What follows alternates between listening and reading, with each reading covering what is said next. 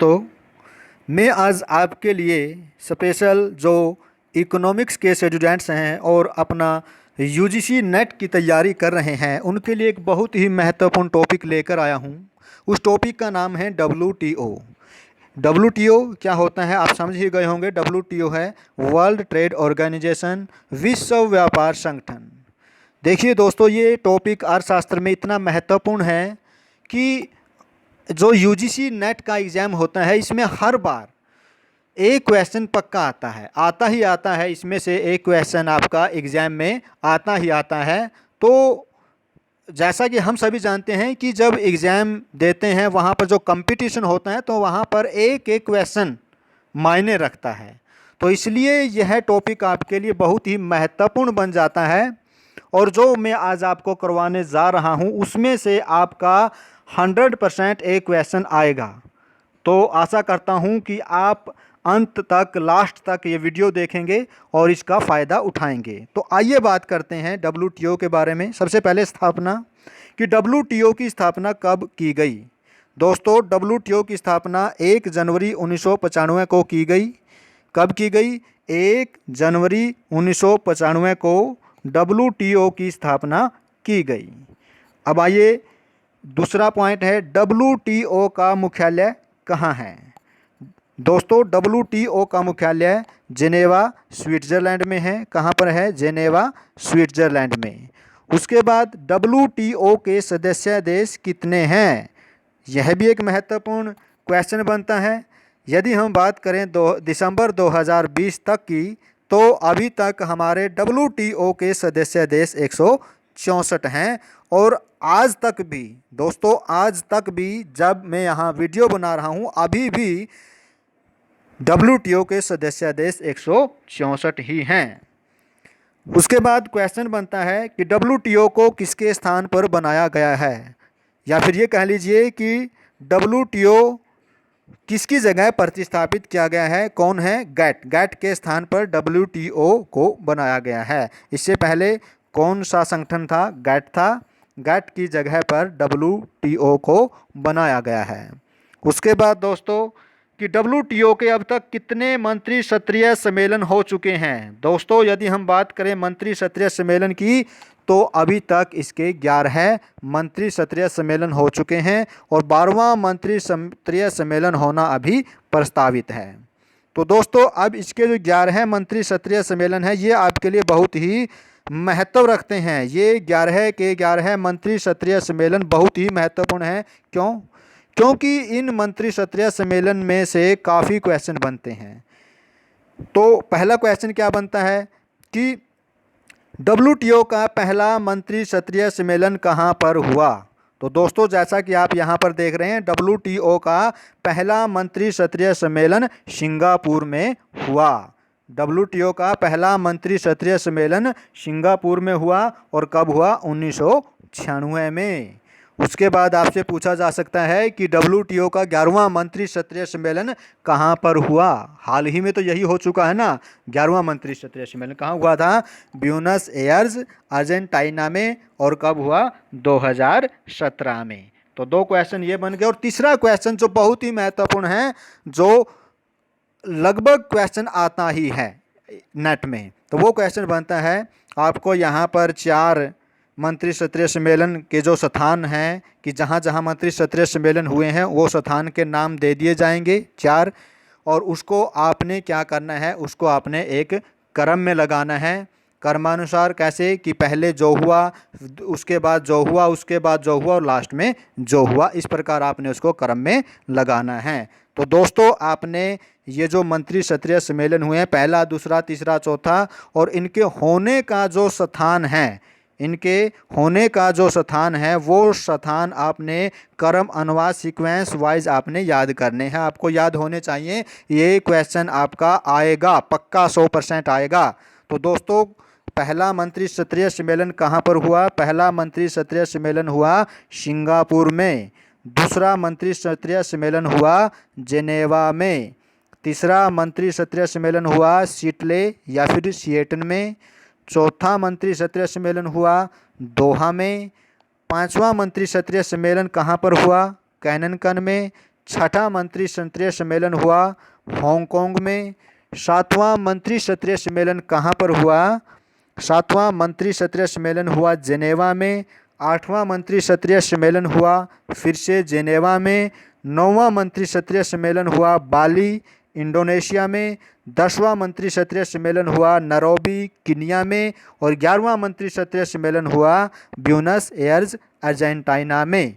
तो दोस्तों ये आपके सामने मंत्रिस्तरीय सम्मेलन है WTO के 11 है, इसके यहाँ पर स्थान दिए गए हैं। जैसा कि मैंने अभी आपको बताया है, ये आपने क्रम वाइज लगाने भी आ सकते हैं, क्रमानुसार लगाने भी आ सकते हैं, तो आपने इनको क्रम अनुसार ही याद करना है। उसके बाद बात करते हैं हम WTO के उद्देश्य की। आपसे पूछा जा सकता है कि WTO का मुख्य उद्देश्य क्या था? तो WTO का मुख्य उद्देश्य की बात करें तो जो यहाँ पर पहला उद्देश्य दिया गया है, वस्तुओं व सेवाओं के बहुराष्ट्रीय व्यापार को बढ़ावा देना। वस्तुओं व सेवाओं के बहुराष्ट्रीय व्यापार को बढ़ावा देना, ये क्या था? WTO का मुख्य उद्देश्य था। उसके बाद दूसरे उद्देश्य क्या हैं? नए विश्व व्यापार समझौते को लागू करना। तीसरा उद्देश्य है अंतर्राष्ट्रीय व्यापार में टैरिफ और गैर टैरिफ रुकावटों को दूर करके स्वतंत्र व्यापार को बढ़ावा देना। जो फोर्थ उद्देश्य है, ऑब्जेक्टिव है, वो है विश्व व्यापार को इस तरह से बढ़ावा देना कि प्रत्येक सदस्य देश उससे लाभान्वित हो। विश्व व्यापार को इस तरह से बढ़ावा देना कि प्रत्येक सदस्य देश उससे लाभान्वित हो। तो दोस्तों ये हो गए हमारे WTO के उद्देश्य। उसके बाद WTO का एक और महत्वपूर्ण टॉपिक है इसमें, वो है WTO से संबंधित समझौते। क्या? WTO से संबंधित समझौते। दोस्तों जैसा कि हम जानते हैं कि WTO एक समझौता है। यदि हम बात करें कि WTO क्या है, तो मैं आपको बताता हूँ कि WTO क्या है। WTO संसार के विभिन्न देशों के बीच अंतर्राष्ट्रीय व्यापार को प्रोत्साहित करने तथा सीमा शुल्क के बंधनों को कम करने के लिए किया गया बहुपक्षीय समझौता है। और इस समझौते में इस समझौते से संबंधित जो अन्य समझौते हैं वो आपके सामने यहाँ पर हैं। पहला समझौता क्या है? कृषि व्यापार। कृषि व्यापार से संबंधित समझौता है। दूसरा कपड़ा क्षेत्र में व्यापार से संबंधित है। और तीसरा व्यापार से संबंधित बौद्धिक संपदा के अधिकार, इसको शॉर्ट फॉर्म में कहा जाता है ट्रिप्स, TRIPS। फोर्थ है व्यापार से संबंधित निवेश उपाय, TRIMS, ट्रिम्स। पांचवा समझौता है सेवाओं में व्यापार पर सामान्य समझौता, GATS। छठा समझौता है विवाद निपटारा। सातवां है राष्ट्रीयपतन पर रोक के लिए समझौते। तो दोस्तों आपने ये समझौते भी याद करने हैं। इसमें से भी क्वेश्चन आ सकता है। क्वेश्चन किस प्रकार आ सकता है?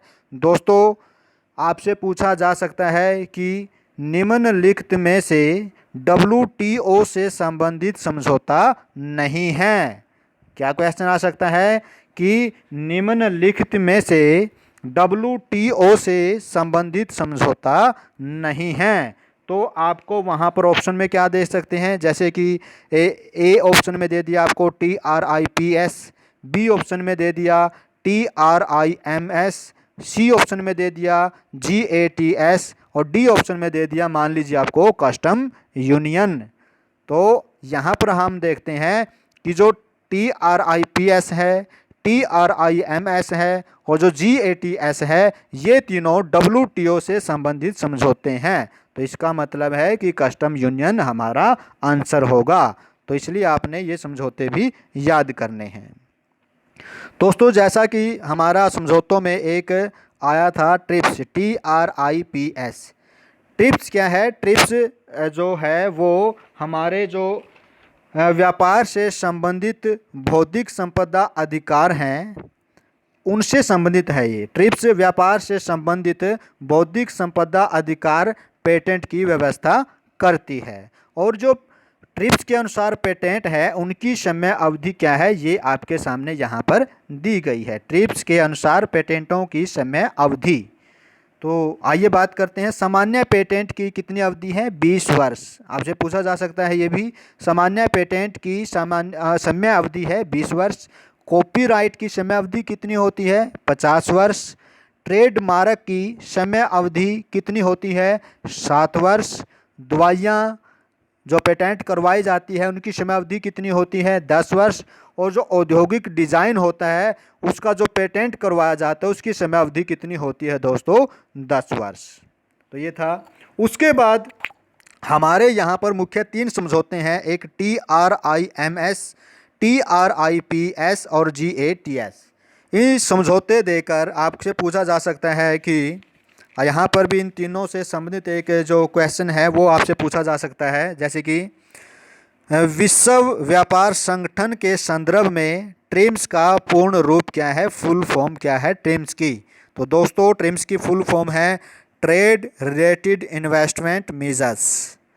और ट्रिप्स की क्या है, trade related intellectual property rights. और गैट्स की क्या है, general agreement on trade and services. तो ये आपने तीनों की फुल फॉर्म भी याद करनी है। उसके बाद दोस्तों, उसके बाद है विश्व व्यापार संगठन की विशेषताएं। जो विश्व व्यापार संगठन जिसके बारे में हमने इतना सब किया, तो उसकी विशेषताएं क्या हैं, फीचर्स ऑफ WTO। तो इसकी कुछ विशेषताएं यहाँ पर दी गई हैं, जैसे कि नंबर 1, यह एक अंतर्राष्ट्रीय संगठन है जो बहुपक्षीय व्यापार को बढ़ावा देने के लिए कार्य करता है। दूसरी विशेषता है इसे गैट के स्थान पर बनाया गया है। आपसे पूछा जा सकता है किसके स्थान पर बनाया गया है, गैट के स्थान पर बनाया गया है। तीसरी विशेषता है यह स्वतंत्र अंतर्राष्ट्रीय व्यापार को बढ़ावा देता है, टैरिफ व गैर टैरिफ जैसी बाधाओं को खत्म करने पर जोर देता है। चौथी विशेषता है इसका वैधानिक अस्तित्व है, इसके कुछ नियम व प्रावधान हैं। इन नियमों व प्रावधानों के द्वारा यह सदस्य देशों के मध्य अंतर्राष्ट्रीय व्यापार की बाधाओं को कम करता है। ये नियम सदस्य देशों द्वारा आपसी सहमति से बनाए जाते हैं।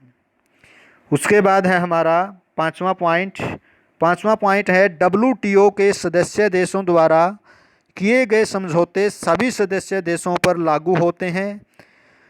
यदि कोई सदस्य देश उन समझौतों का पालन नहीं करता तो उसकी शिकायत विवाद निपटारा समिति को की जा सकती है। किसको की जा सकती है, विवाद निपटारा समिति, डिस्प्यूट सेटलमेंट बॉडी, DSB जिसको बोलते हैं। छठी विशेषता है इसके अंतर्गत वस्तु व्यापार, सेवा व्यापार, बौद्धिक संपत्ति अधिकारों का संरक्षण, विदेशी निवेश आदि शामिल हैं जो कि इसके समझौते हैं। उसके बाद सातवां है इसकी विशेषता, अंतर्राष्ट्रीय मुद्रा कोष और विश्व बैंक की तरह WTO पर केवल विकसित देशों का ही नियंत्रण नहीं है। WTO विकसित देशों के एजेंट की भांति कार्य नहीं करता। आठवीं विशेषता है WTO में सभी सदस्य देशों को एक समान वोटिंग अधिकार दिए गए हैं। ये भी इसकी विशेषताओं में आ जा सकता है कि आपसे पूछा कि WTO में सभी सदस्य देशों को एक समान वोटिंग अधिकार दिए गए हैं। इसमें एक देश को एक वोट देने का अधिकार होता है, जबकि अंतर्राष्ट्रीय मुद्रा कोष व विश्व बैंक में सदस्य देशों को भारित वोटिंग अधिकार दिए जाते हैं। भारित वोटिंग में सदस्य देशों की वोट का मूल्य उसकी पूंजी के आधार पर तय किया जाता है। नौवीं जो इसकी विशेषता है वो है कि WTO का एक बड़ा सचिवालय है और इसका संगठनात्मक ढांचा बहुत विशाल है। तो दोस्तों ये था WTO विश्व व्यापार संगठन, जो कि अर्थशास्त्र के विद्यार्थियों के लिए एक बहुत ही महत्वपूर्ण विषय है। दोस्तों अगर आपको ये वीडियो पसंद आई हो, अच्छी लगी हो, तो प्लीज़ हमारा चैनल को लाइक करें और सब्सक्राइब करें। धन्यवाद।